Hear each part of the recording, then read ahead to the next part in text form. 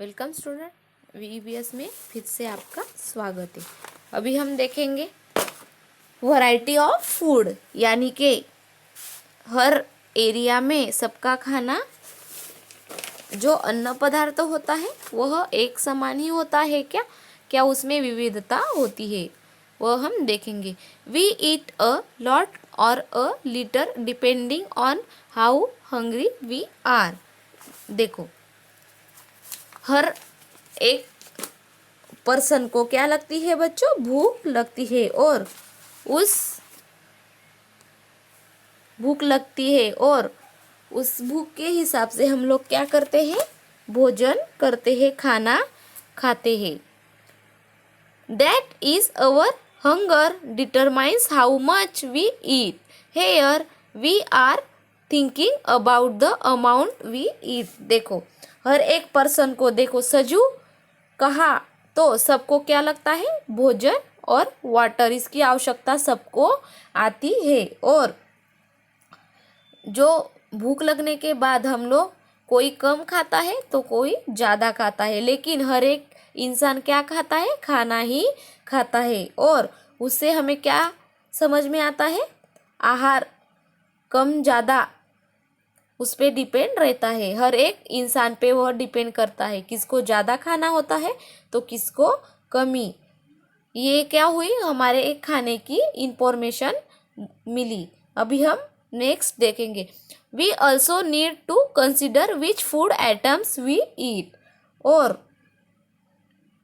लेकिन हम लोग जो खाना खाते हैं उसके बारे में हमें क्या होनी चाहिए? इंफॉर्मेशन भी होनी चाहिए। किसके बारे में? खाने के बारे में।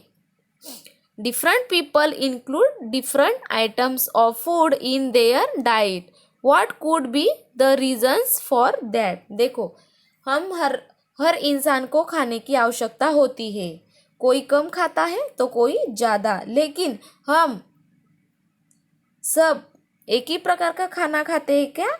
नहीं, हर एक इंसान अलग अलग प्रकार का भोजन करता है, और वह उसके एरिया पे भी वह डिपेंड करता है, और उसके बहुत से रीजन भी हो सकते हैं। If only a certain combinations of dishes is prepare every day. जो हमारा घर होता है उसमें क्या होते हैं? जो combination of dishes is prepare every day. हर एक दिन हमारा जो मेनू होता है वह प्रिपेयर रहता है कि हमें क्या करना है, आज क्या बनाना है। और then we have to eat the same food all the time. और वही जो भोजन होता है वह हम डेली खाते हैं, जो हम लोगों ने डिसाइड किया है वही हम खाते हैं। Having such meals would be a boring. देखो, having such meals would be a boring chore, so different dishes are prepared in turn। देखो, एक ही खाना यदि हम लोगों ने आज कैबेज की सब्जी बनाई, तो हम लोग दिन को रात को डेली वही सब्जी बनाएंगे तो हमें अच्छा लगेगा क्या? नहीं। इसीलिए वह हमें बहुत बोर हो जाएगा, बोरिंग हो जाएगा। इसीलिए हम क्या करते हैं? हर एक दिन अलग अलग प्रकार का खाना बनाते हैं। डिशेस जो फेवरेट मेनू होते हैं वो भी हम लोग बनाते हैं। यदि किसी के घर में ऐसा होता है क्या कि एक ही सब्जी हर रोज बनाई जाती है? नहीं, यह किसी के ही घर में नहीं होगा, क्योंकि यदि हम लोगों ने एक ही डिश रोज बनाई तो हमें वह क्या हो जाता है? बोर हो जाता है। इसीलिए हर एक घर में जो खाना बनता है उसमें रोज चेंजेस होते हैं। यदि हमने सुबह को कैबेज बनाई तो हम शाम को अलग सी सब्जी जरूर बनाते हैं, नहीं तो हमें बहुत बोर महसूस होता है। In regions where rice grows in plenty. Plenty यानी कि बहुत ज़्यादा प्रमाण में। बोरिंग कोवर यानी कि कंटाड़वाने। देखो, यहाँ पे दिया है बोरिंग कोवर।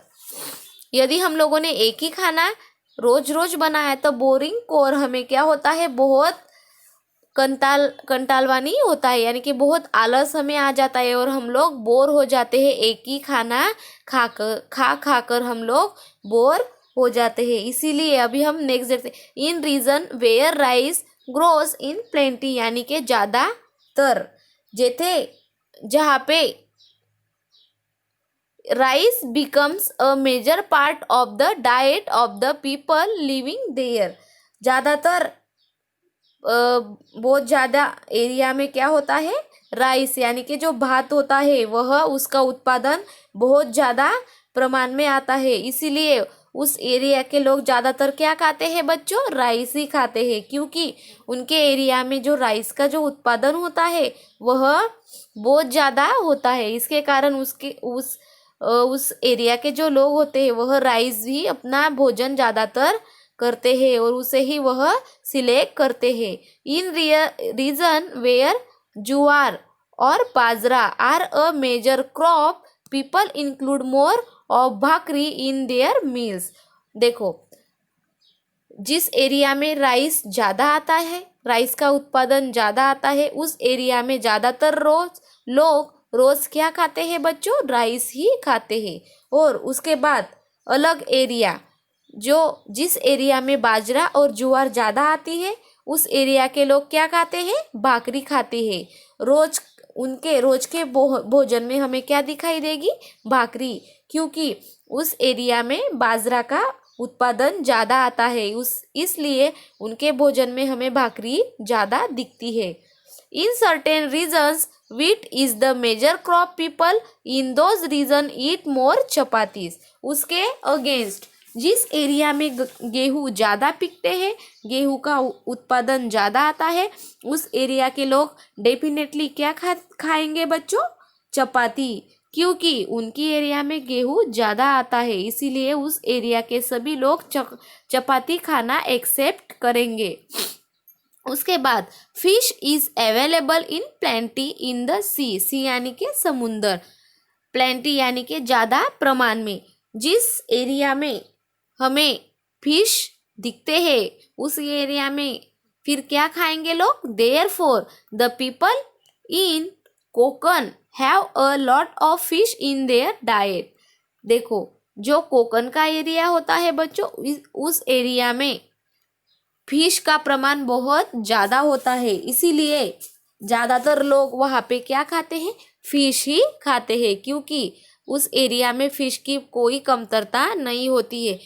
इसीलिए उनका जो भोजन होता है, उनके आहार में फिश का प्रमाण ज़्यादा होता है।